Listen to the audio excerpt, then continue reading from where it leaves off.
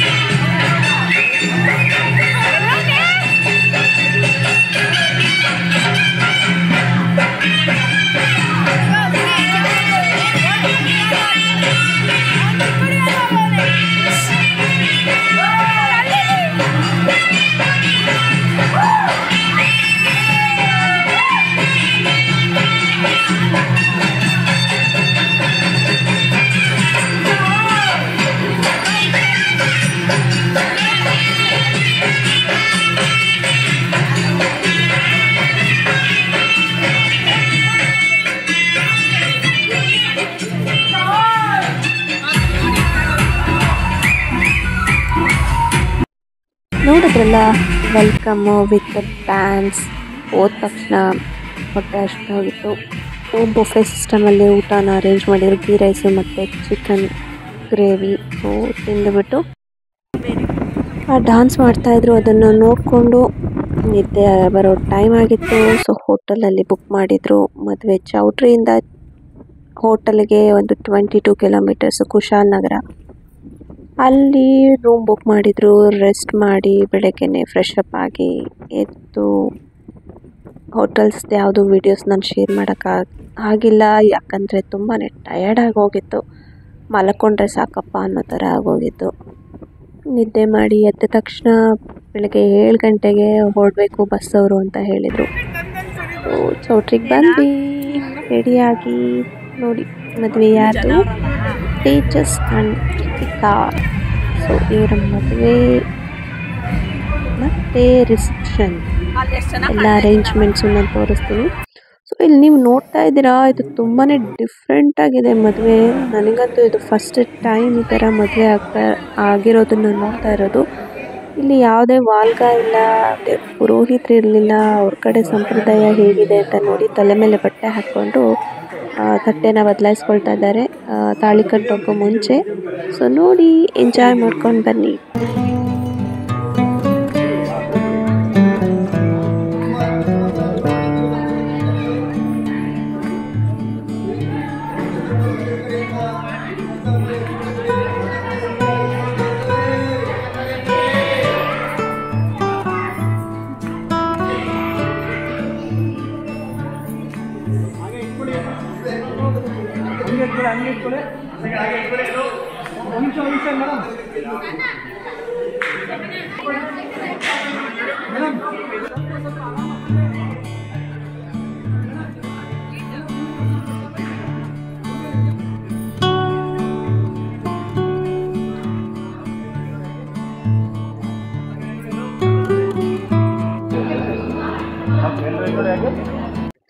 ಮದುಮಕ್ಕಳನ್ನ ಕರ್ಕೊಂಡು ಬಂದಿದ್ದಾರೆ. ಅಂತರ್ಪಟ್ಟನ್ನು ನೋಡಿ ಹೇಗಿದೆ, ತುಂಬಾ ಡಿಫ್ರೆಂಟ್ ಅನ್ನಿಸ್ತಾ ಇತ್ತು ನನಗೆ ಇಲ್ಲಿ ಮದುವೆ ನಡೀತಾ ಇದ್ದಿದ್ದು. ಯಾಕಂದರೆ ನಾನು ಫಸ್ಟ್ ಟೈಮ್ ಈ ರೀತಿ ನೋಡಿರೋದು. ನಮ್ಮ ಮದುವೆಗಳು ಹೇಗಿರುತ್ತೆ ಅಂದರೆ ತುಂಬ ಶಾಸ್ತ್ರ, ಅದು ಇದು ಬ್ಯುಸಿ, ತುಂಬ ಬ್ಯುಸಿ. ಒಂದು ಸೆಕೆಂಡು ಕೂಡ ಟೈಮ್ ಸಿಗೋದಿಲ್ಲ. ಅದು ಮಾಡಬೇಕು, ಇದು ಮಾಡಬೇಕು ಮುಹೂರ್ತದ ಹೊತ್ತಿಗೆ ಅಂತ ಬಹಳಷ್ಟು ಗಜಿಬಿಜಿ, ಗಲಾಟೆ, ಕನ್ಫ್ಯೂಷನ್ನು ಎಲ್ಲ ಇರುತ್ತೆ. ಬಟ್ ಇಲ್ಲಿ ತುಂಬಾ ಶಾಂತವಾಗಿ ಮದುವೆ ಆಯಿತು ಅಂತ ನಾನು ಹೇಳ್ತೀನಿ. ಇದೇ ರೀತಿ ಎಲ್ಲರ ಮದುವೆನೂ ಇದ್ಬಿಟ್ರೆ ಎಷ್ಟು ಆರಾಮ್ ಅನಿಸುತ್ತೆ. ಯಾವುದೇ ಥರದ ಸ್ಟ್ರೆಸ್ ಆಗೋದಿಲ್ಲ ಮನೆಯವ್ರಿಗಾಗಲಿ ಮದುಮಕ್ಕಳಿಗಾಗಲಿ. ಸೊ ನೋಡಿ ಹೇಗಿದೆ ಅಂತ.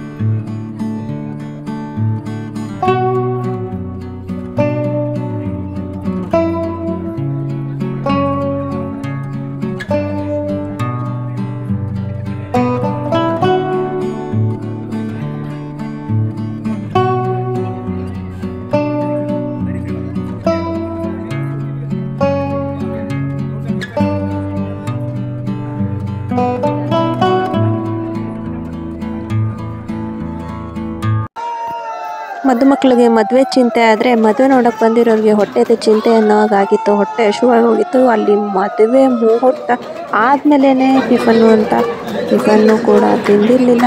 ಸೊ ಮದುವೆ ತಾಳಿ ಕಟ್ಟಿದಾಗಿದೆ, ಇನ್ನೇಕೆ ತಡ, ಏನೆಲ್ಲ ಡಿಶಸ್ ಮಾಡಿದ್ದಾರೆ ಅಂತ ನೋಡೋಣ ಅಲ್ವಾ. ಮನೆ ಕಿಚನ್ಗೆ ಒಂದು ರೌಂಡ್ ಹೋಗಿ ಬರೋಣ.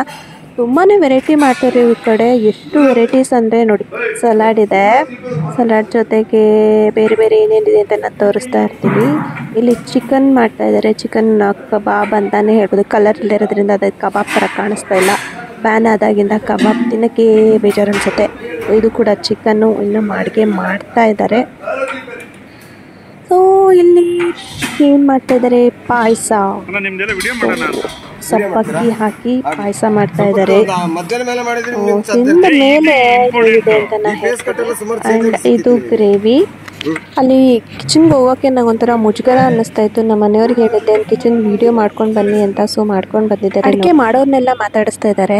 ಮಟನ್ ಬಿರಿಯಾನಿ ಯಾರಿಗೆಲ್ಲ ಇಷ್ಟ ಅಂತ ಕಮೆಂಟ್ಸ್ ಮಾಡಿ. ದಮ್ ಕಟ್ಟಿ ಮಟನ್ ಬಿರಿಯಾನಿ ಇದು ತುಂಬಾ ವಿಶೇಷ ಇವ್ರ ಕಡೆ. ಇಷ್ಟು ಡಿಫ್ರೆಂಟಾಗಿ ಮಾಡಿದ್ದಾರೆ. ಮತ್ತೆ ತೋರಿಸ್ತೀನಿ ರೀ ನಿಮಗೆ. ಇದು ಫೋರ್ಕ್ ಅಂತಲೇ ಅನಿಸೋದಿಲ್ಲ. ಆ್ಯಂಡ್ ಇದು ಆಲೂ ಫ್ರೈ. ಇದೇನಿದು ಸರ್? ಇದು ಏನು ಡಿಶ್? ವೆಜ್ಜು ತಿನ್ನೋರು ಇರ್ತಾರೆ, ನಾನ್ ವೆಜ್ ತಿನ್ನೋರು ಇರ್ತಾರೆ ಅಂತ ಹೇಳಿ ಎರಡೂ ಡಿಶಸ್ ಕೂಡ ಮಾಡಿದ್ರು. ನಾ ಹೇಳಿದ್ನಲ್ಲ ವಿಶೇಷವಾದ ಅಡುಗೆ ಅದೇ ಇದು. ನಮ್ಮ ಮನೆಯವ್ರು ಹೇಳ್ತಿದ್ದಾರೆ ಅದೇ ಅದೇ ಅಂತ. ಅದೇ ಅಂದರೆ ಯಾವುದು? ಇದನ್ನ ಮಾಡದೆ ಮದುವೆನಲ್ಲಿ ಅಡುಗೆ ಮಾಡೋದೇ ಇಲ್ಲ. ಸೊ ಇದು ಇವರಿಗೆ ಅಡುಗೆನಲ್ಲಿ ಇರಲೇಬೇಕು. ಸೊ ಇವರು ಬಾಟಲ್ ಜೊತೆಗೆ ಇದನ್ನು ತಗೊಳ್ತಾ ಇದ್ದರೆ ಗೊತ್ತೇ ಆಗೋದಿಲ್ಲ ಎಷ್ಟು ತಿಂದರು ಅಂತ. ಅಷ್ಟು ತಿಂತಾ ಇರ್ತಾರೆ.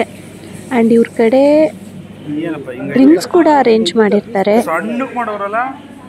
ಅದನ್ನು ಯಾವ ಥರ ಡ್ರಿಂಕ್ಸು ಮತ್ತು ಈ ಫೋರ್ಕು ಇವ್ರ ಕಡೆ ಸಂಪ್ರದಾಯ. ಸೊ ಹೆಣ್ಣು ಮಕ್ಕಳು ಗಂಡು ಮಕ್ಕಳು ಇಬ್ಬರೂ ಕೂಡ ತಿಂತಾರೆ. ನಮ್ಮ ಮನೆಯವರು ಅದನ್ನೇ ಝೂಮ್ ಹಾಕಿ ಕಿಚನಲ್ಲಿ ಇಟ್ಕೊಂಡು ಬಂದಿದ್ದಾರೆ. ಸೊ ಅವರಿಗೆ ಇದೊಂಥರ ಡಿಫ್ರೆಂಟ್ ಡಿಶ್ ಅಂತ ಅನ್ನಿಸ್ತು. ಹೀಗೂ ಮಾಡ್ತಾರಾ ಅಂತ. ಟೇಸ್ಟ್ ಹೇಗಿದೆ ಅಂತ ನಾನು ನೆಕ್ಸ್ಟ್ ತಿಂದಾದ್ಮೇಲೆ ನಿಮಗೆ ಹೇಳ್ತೀನಿ. ಆ್ಯಂಡ್ ಬ್ರೇಕ್ಫಾಸ್ಟ್ ಕೊಟ್ಟರು, ಎಲ್ಲ ಮಾಡಿರೋದೆಲ್ಲ ಕೊಡ್ತಾರೆ ಅಂತ ತಿಳ್ಕೊಂಡಿದ್ವಿ. ಮುಹೂರ್ತ ಆದಮೇಲೆ ರೈಸ್ ಬಾತ್ ಕೊಟ್ಟಿದ್ದಾರೆ. ರೈಸ್ ಬಾತ್ ತಿಂದು ಮತ್ತು ಸ್ನ್ಯಾಕ್ಸ್ ಕೂಡ ಅರೇಂಜ್ ಮಾಡಿದ್ದಾರೆ. ಇವರು ತುಂಬ ವೆರೈಟಿ ಸ್ನ್ಯಾಕ್ಸ್ ಮತ್ತು ಊಟ ಮತ್ತು ಟಿಫನ್ ಇದನ್ನೆಲ್ಲ ಅರೇಂಜ್ ಮಾಡ್ತಾರೆ ನೋಡಿ. ಚಕ್ಲಿ, ಕಜ್ಜಾಯ, ಕೋಡ್ಬಳೆ ಇದನ್ನೆಲ್ಲ ಅರೇಂಜ್ ಮಾಡ್ತಾರೆ. ಸೊ ಮದುವೆ ಆದಮೇಲೆ ಇನ್ನೇನು ಕೆಲಸ, ಗಂಡು ಹೆಣ್ಣಿಗೆ ಫೋಟೋ ಶೂಟ್ ಮಾಡಿಸ್ಕೊಳ್ಳೋದು. ಸೊ ಫೋಟೋ ಶೂಟ್ ಮಾಡಿಸ್ಕೊಳ್ತಾ ಇದ್ದಾರೆ. ಸೊ ನಾವು ಕೂಡ ಅಲ್ಲಿ ಹೋಗಿದ್ವಿ, ನೋಡೋಣ ಏನು ಮಾಡ್ತಾ ಇದ್ದಾರೆ, ಹೀಗೆಲ್ಲ ಫೋಟೋಸ್ ತೆಗಿತಾ ಇದ್ದಾರೆ ಅಂತ. ಅಷ್ಟೇ ಕ್ಲಾರಿಟಿ ಬರಬೇಕಲ್ಲ ಅದು.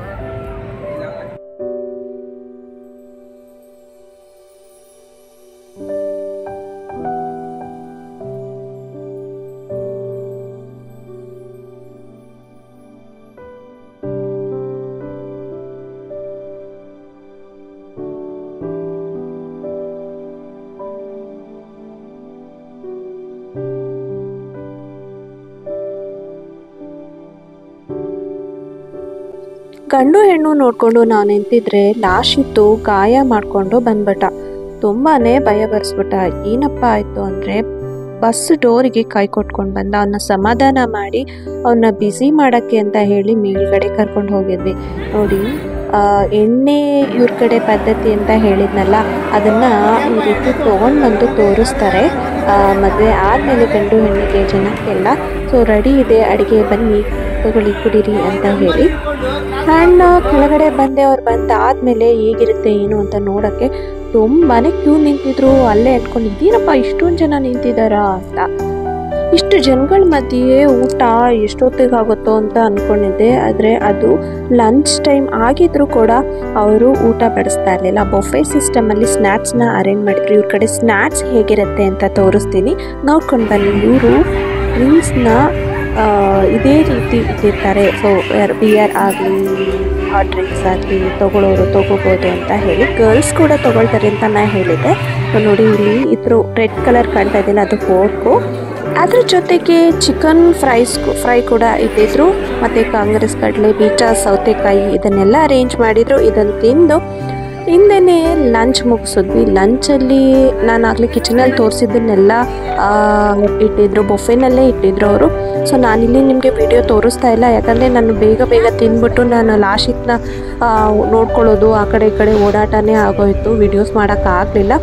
ಆ್ಯಂಡ್ ಡ್ರೆಸ್ ಚೇಂಜ್ ಮಾಡಿಕೊಂಡು ಬೆಂಗಳೂರು ಕಡೆ ಹೊರಟ್ವಿ. ಬೆಂಗಳೂರು ಕಡೆ ಹೋಗುವಾಗ ಒಂದು ಹೋಟೆಲ್ ಅಂತಲೇ ಹೇಳ್ತೀನಿ, ಹೋಟೆಲಲ್ಲಿ ನಿಲ್ಲಿಸಿ ಟೀ ಕುಡಿದ್ರು, ಟೀ ಕುಡಿಯೋರು ಕಾಫಿ ಕುಡಿಯೋರು ಕಾಫಿ ಕುಡಿದ್ರು, ಐಸ್ ಕ್ರೀಮ್ ತಿನ್ನೋರು ಐಸ್ ಕ್ರೀಮ್ ತಿಂದರು. ನಾನು ಲಾಶಿತ್ಗೆ ಐಸ್ ಕ್ರೀಮ್ ಕೊಡಿಸ್ಕೊಂಡು ತಿನ್ನಿಸ್ಕೊಂಡು ಸಮಾಧಾನ ಮಾಡಿಸಿ ನಾವು ಶ್ರೀರಂಗಪಟ್ಟಣದಲ್ಲೇ ಡ್ರಾಪ್ ಆದ್ವಿ. ಮಿಕ್ತವರೆಲ್ಲ ಬೆಂಗಳೂರು ಕಡೆ ಬಂದರು. ಇದಾಗಿತ್ತು ಮದುವೆ ಮನೆಯ ವ್ಲಾಗ್. ಇಷ್ಟ ಆಗಿದ್ರೆ ಲೈಕ್ ಮಾಡಿ, ಕಮೆಂಟ್ಸ್ ಮಾಡಿ. ಇದೇ ರೀತಿ ಹೆಚ್ಚಿನ ವಿಡಿಯೋಸ್ನ ಅಪ್ಲೋಡ್ ಮಾಡ್ತಾ ಇರ್ತೀನಿ. Thank you.